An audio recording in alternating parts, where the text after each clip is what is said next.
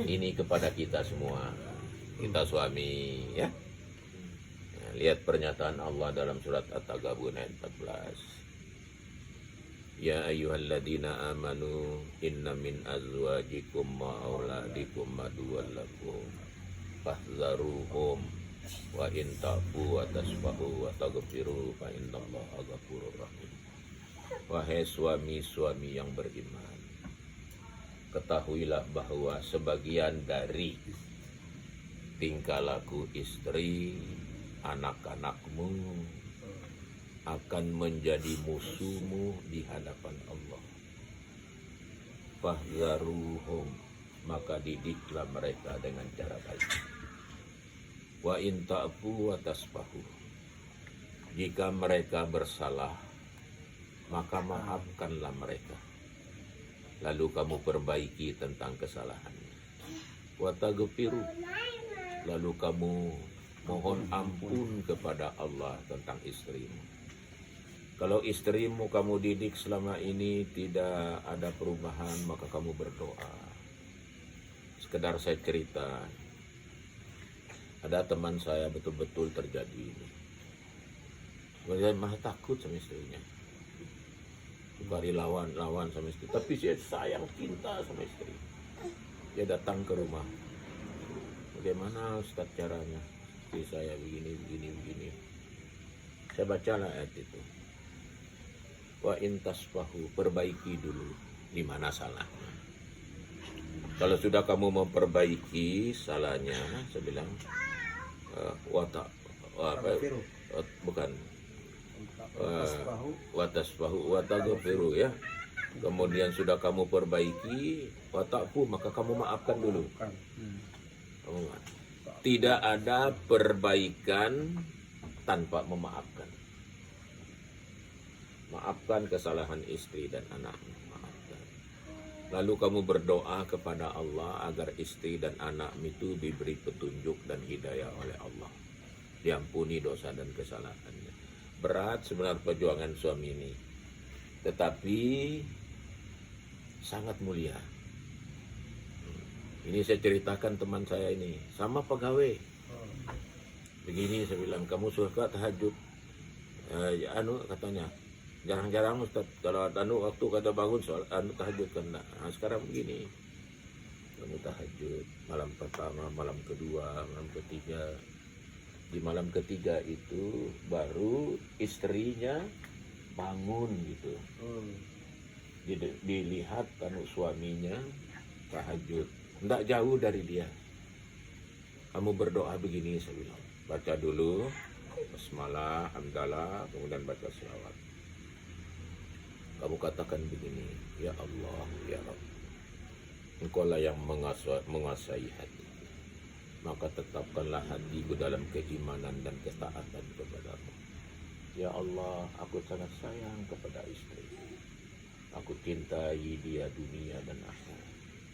Aku bangga punya istri yang cantik seperti dia, yang penuh kasih sayangnya kepadaku. Tetapi ya Allah, bagaimana istri kini terlalu sekali aku 1000 kali dia. Ya Allah, karena aku sayang, bagaimana Engkau didik dia ya Allah, agar terlalu banyak melawanku ya Allah. Aku cintai dia. Bangun istrinya, marah istrinya, dipukul, suaminya sedang tahajud, doa itu. Katanya, kamu sebut-sebut nama saya. Datang dia melaporkan, Ustaz, saya dipukul lagi. Belum apa-apa, kan tidak ditikam, saya bilang. Ditikam kamu. Doa saja begitu, seperti itu. Sampai 3 hari 3 malam, Pak. Saya juga ikut berdoa di rumah. Malam ketiga dia betul-betul nangis, sayang. Buat Ustaz, kata saya, dipeluk, habis-habisan dicium, katanya. Saya baru tahu, ya Allah, ampuni dosa saya. Sampai sekarang dia jadi suami istri yang begitu. Kalau saya jalan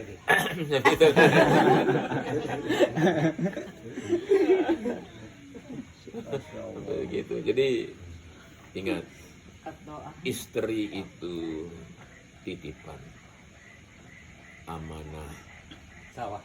Istahlaltum bi kalimatillah.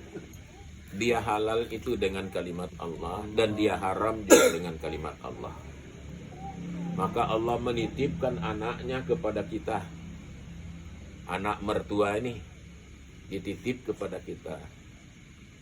Ya, ijab kabul bukan sekedar dikatakan ya, Fulan, saya nikahkan kamu dengan anak saya begini-begini. Tidak sekedar itu. Tetapi mengandung makna di balik itu. Didiklah anakku lebih bagus. Minimal anakku tetap stabil ketaatan sebagaimana pernah aku didik. Apalagi meningkatkan kualitas anak. Itu perintah sebenarnya yang tersirat di dalam hati setiap orang tua. Nanti kamu rasakan juga karena kau punya anak perempuan. Nah, tidak bisa sekarang kau bayangkan. Tidak bisa. Karena itu menyangkut rasa. Ya. Nah, oleh karena itu ya, mendidik istri ini harus kita sabar. Dan harus kita pahami wanita itu. Iya, harus kita pahami dia. Ya. Jadi kalau hadis Nabi kan katakan begini, almar'atu kaddir'i, wanita itu bagaikan tulang rusuk yang bengkok, bagaikan tulang rusuk yang bengkok. Kalau kamu senang haja dengan tulang bengkok, ya bengkok terus. Kalau kamu menarik, memaksa lurus tulang bengkok, itu patah. Patah itu cerai. Ingat itu, cerai. Seorang mukminat tidak boleh mempermainkan kata cerai. Saya ceraikan kamu, ceraikan saja saya. Itu tidak boleh kita main-mainin itu. Dia cerai ini adalah sakral, dia mulia. Ya. Tidak boleh kita permainkan. Ya, kita rem diri kita. Kalau kita tidak terkontrol ngomong waktu marah itu, keluar dari rumah. Kalau bisa ya ambil air wudhu. Ya. Duduk, sudah duduk sholat, mohon kepada Allah agar hatinya reda.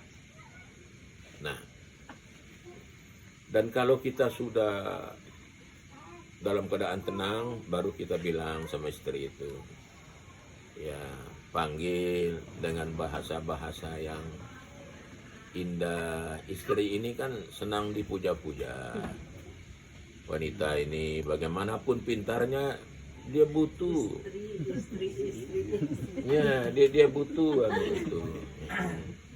Ya. Ucapan kasih sayang dari suaminya, ucapan cinta dari suaminya. Ucapan saya. Ya. Implementasi. Iya. Itu untuk mencairkan masalah. Apalagi bisa kamu berikan bisikan di telinganya, ya, bahasa yang indah-indah. Ya, sudah ya. Itu banyak cara kita. Itu juga bagian dari pendidikan. Lewat masa transisi.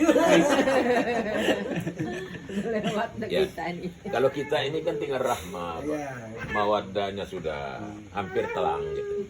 Hampir hilang. Jadi rahmah ini tidak lagi melihat fisik, tapi yang melihat yang tidak nampak. Apa yang tidak nampak? Kebaikan, ketulusan, keikhlasan istri dalam mendampingi kita, kebaikan, ketulusan suami dalam melayani kita sebagai istri. Itu yang nampak kalau sekarang ini. Makanya harus harmonis terus. Iya, kalau jalan dapat gandeng tangan. Biar orang muda-muda itu iri gitu. Apalagi yang duda-duda bisa iri. Nah, seperti itu.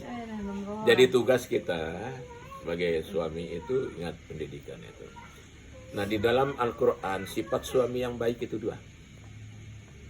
Ya, pertama, ar-rijalu qawwamuna 'alan nisa. Ya, An-Nisa ayat 32 ya.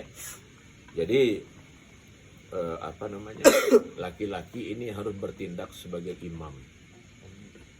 Imam kawam itu imam yang bisa memproteksi, melindungi, mengayomi istrinya.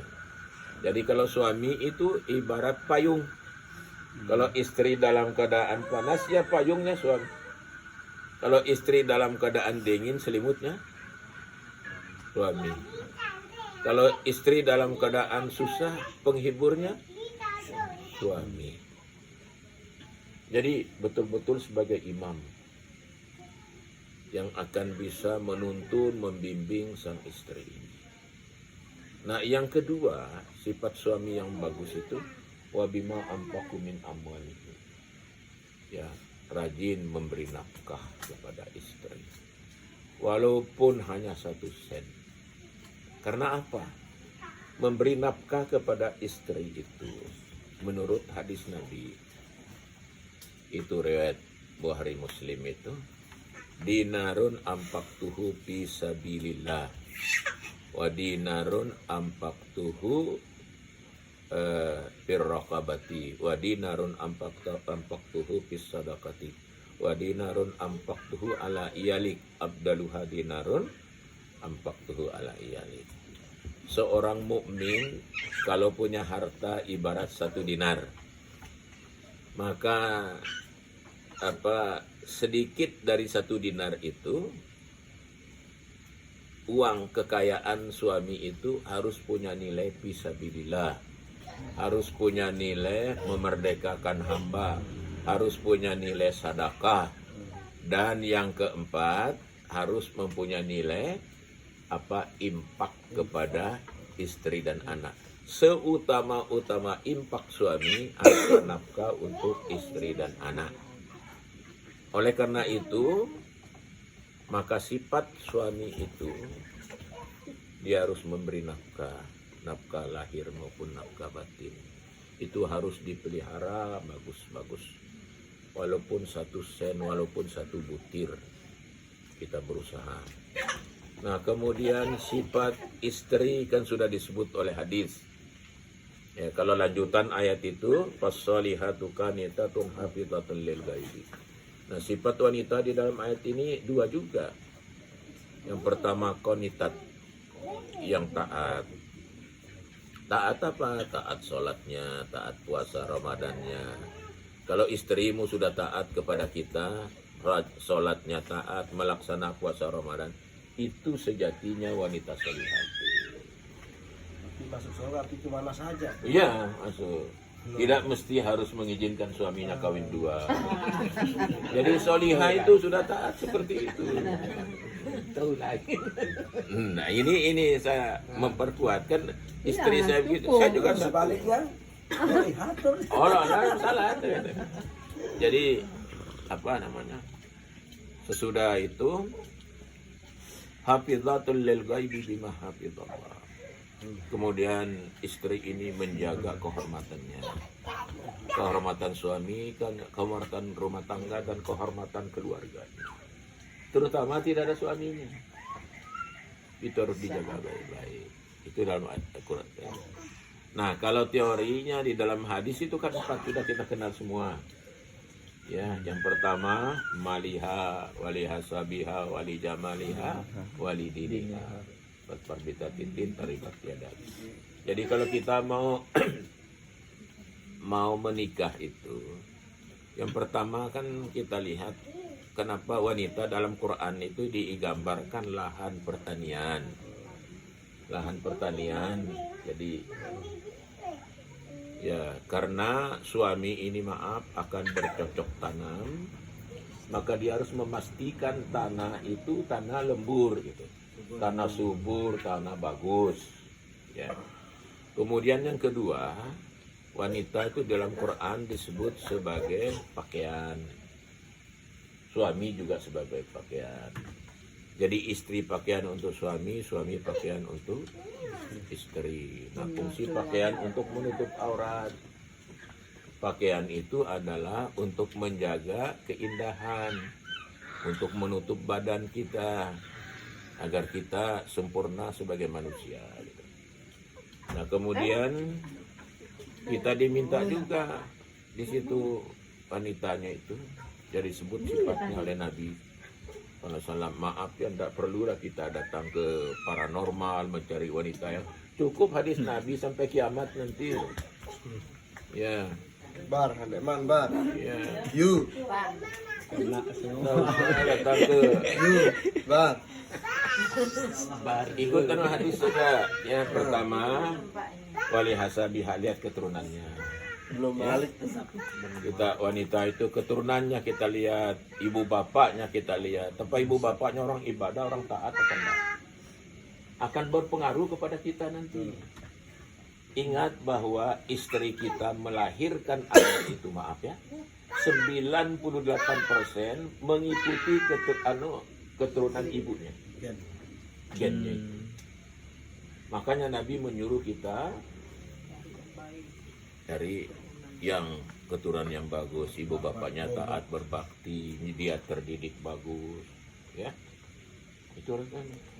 Kemudian yang kedua itu adalah melihat hartanya. Harta yang terpenting itu istri itu. Istri itu harta. Wanita itu bawa harta dia. Ya. Coba kalau sekarang kamu dapat uang 50.000 rupiah saja, di kantong beli rokok barangkali beli es sudah habis 50. Tapi sekarang kalau kamu beri kepada istrimu 50 itu bisa untuk sayur, bisa untuk ikan, bisa untuk lauk lain. Makan kamu sempurna. Itu pertanda bahwa dia itu harta. Mendatangkan berkah dia.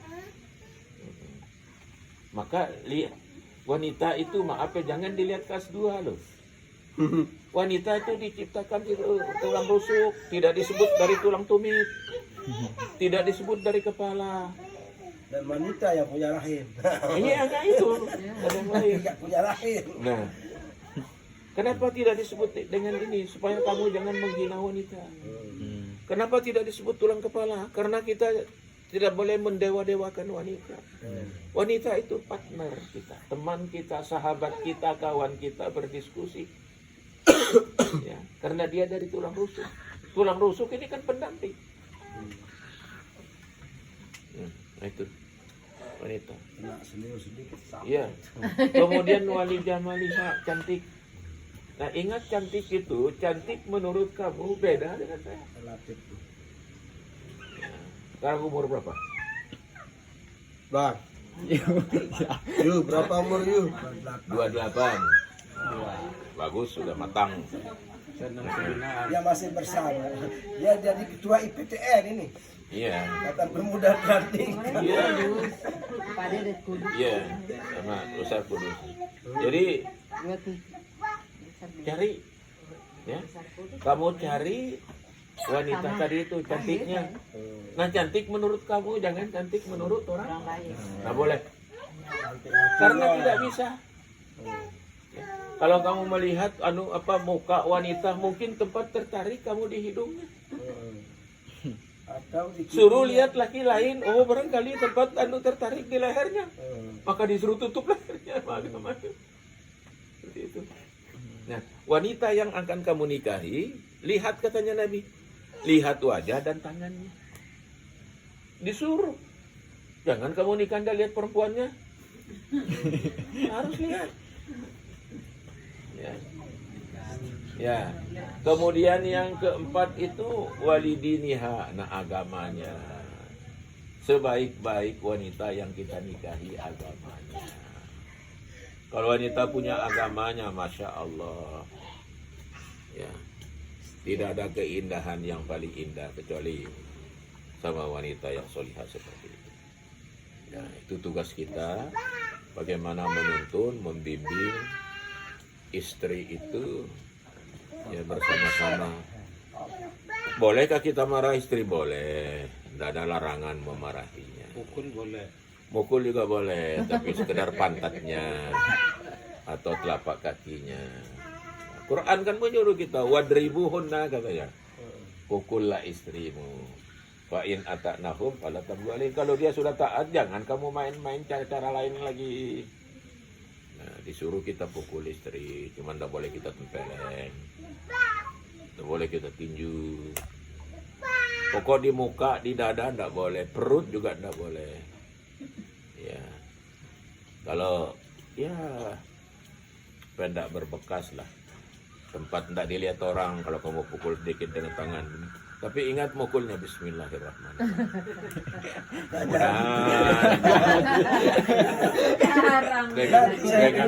Dengan pukulan ini rahmat Allah turun ke dalam hati istriku.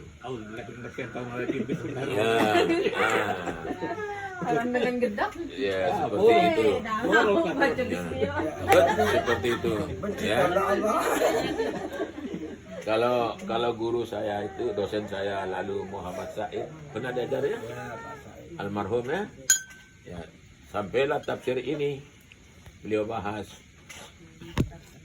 jangan kamu pukul istrimu dengan kayu dengan tangan. Cara memukulnya, peluk dan cium. Ada teriak semua yang perempuan masih doang. Kak, apa masalah ombaknya itu? Apa Biru. apa bahasa Lomboknya ini karena kalau terus bicaranya porno itu apa? Belang. Hah? Belang. Enggak, dia sebut belang, ada bahasa lain gitu. Enggak berani barangkali belang sama. Jorok-jorok gitu. Vulgar. Jadi itu yang perempuan saja yang teriak tapi lakinya sorak, lakinya senang gitu. Atau nyumpa itu. Jadi seperti itu. Nah, jadi di zaman Nabi itu ada perempuan yang melapor kepada Nabi ya tentang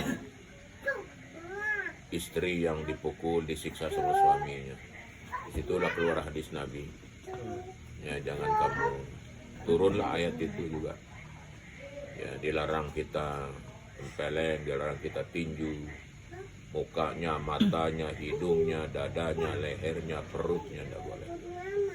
Ya, tempat-tempat tidak berbahaya di telapak kaki sekedar gini-gini. Maaf ya, bismillahirrahmanirrahim. Ya, saya pukul ini adik, mudah-mudahan saya berpahala. Lalu kamu baca dalilnya, wadribu, nah, pukullah istrimu yang tidak mau taat. Kembali ke asalmu. Ya, seperti itu. Insya Allah rumah tanggamu akan tenang-tenang saja, bagus-bagus saja. Ya. Tapi yang tidak kalah penting bagi suami adalah mendoakan istri. Ya. Jadikanlah dia istriku di dunia dan di surga. Anak-anakku jadilah keturunanku di dunia dan di surga. Kalau istri kita masuk surga, 1000 kali lipat lagi cantiknya. Dan dia seperti bidadari. Kalau istri yang solihah, jadi bidadari. Sekarang ketemu bidadari lain.